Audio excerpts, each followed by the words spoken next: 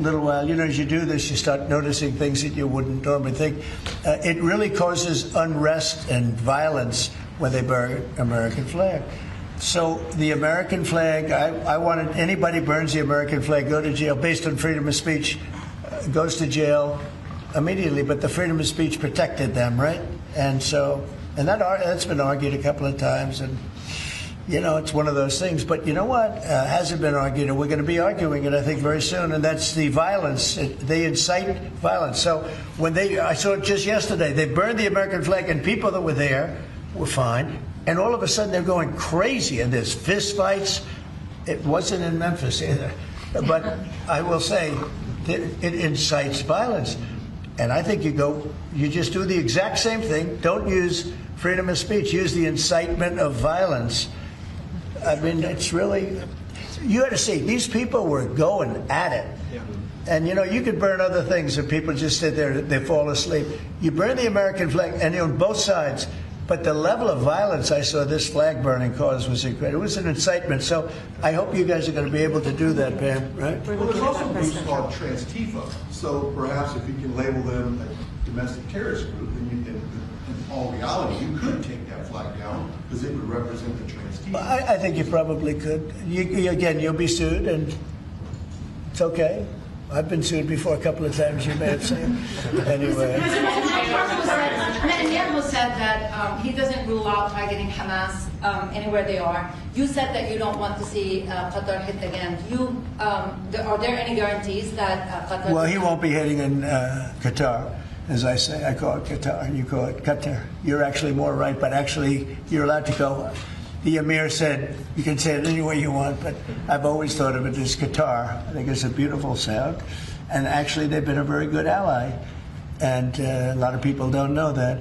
But he won't be hitting Qatar, but he will be maybe going after. Now, there was an article that I read in a newspaper just about an hour ago where Hamas said they're going to use the 20 hostages as human shields.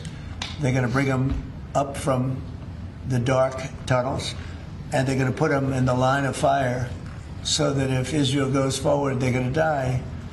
And I thought that was very terrible, and I put out a statement on that. You saw that. Mr. President, I want Charlie Kirk, in retrospect, given all of the moving ways that this White House has paid tribute to Charlie Kirk, right, do you think it would have been fitting to lower the flags to half-staff when Melissa Hortman, the Minnesota House Speaker, was gunned down by an assassin as well? I'm not familiar. The Minnesota House Speaker, a Democrat, who was assassinated this summer. Well, if the governor had asked me to do that, I would have done that. But the governor of Minnesota didn't ask me. I didn't.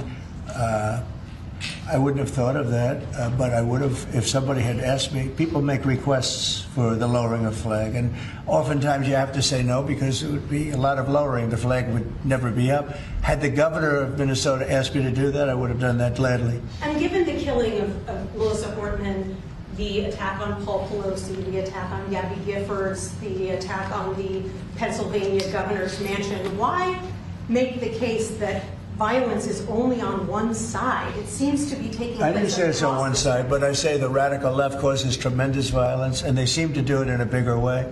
But the radical left really is caused a lot of problems for this country. I really think they hate our country. Okay, yeah, please.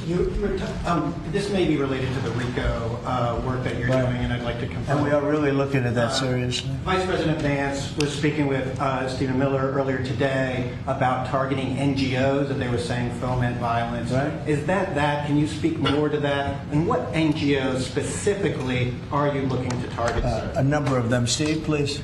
Yes, so I believe what you're referring to is there are these nonprofit entities that organize, as the President mentioned, attacks on ICE officers, attacks on Border Patrol agents, organized doxing campaigns, which are a violation of federal law. They break off cement and they bring it into riots. They have organized drop points for weapons, organized drop points for gas masks, organized drop points for all the materials necessary to launch a riot. And of course, you saw that during the Black Lives Matter riots as well, too. So there's this whole network of organizations. And I think the key point the President's been making is somebody is paying for all of this. This is not happening for free. And so under the President's direction, the Attorney General is going to find out who is paying for it, and they will now be criminally liable for paying for violence. And you know, a new thing that I've been seeing a lot of lately, but